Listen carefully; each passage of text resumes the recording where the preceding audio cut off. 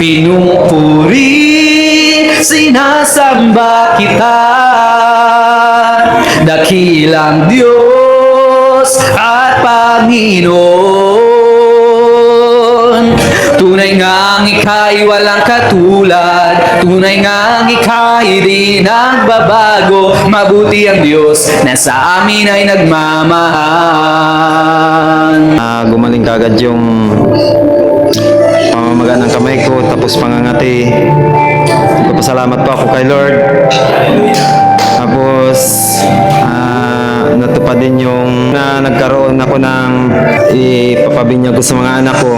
Yun lang po. Maliit man o malaki, magpasalamat po tayo. Hindi po katulad ng iba na pagka malaki bago magpasalamat, bibigyan na nga, magreklamo pa. Ganun man po. Pagka nakaki-Lord na po tayo, dapat unawa po talaga. Unawain mo ang anak mo dahil mahal mo. Kinini na yung anak ni Majilin. May sakit, masakit ang ulo niya. Dalahin na raw sa doktor. Sabi ko, huwag niyo dalhin kasi wala tayong pera. Nandiyan naman si Lord. Di ngayon, sabi ko, akin na anak, alika, pagpray kita.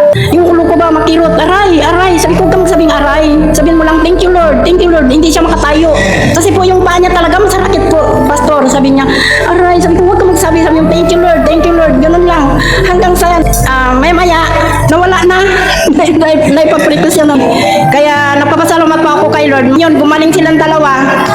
Anong testimony mo? Yung sa paa ko, dating Hindi patay. hindi pantay. Ngayon patay na. Ngayon pantay na po. Papasalamat po ako kay Lord na gumaling na po.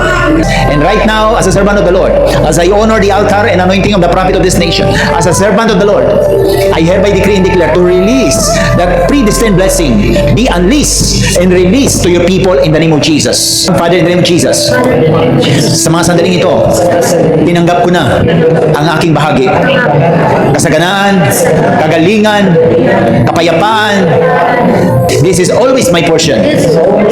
I receive it by faith in the name of Jesus.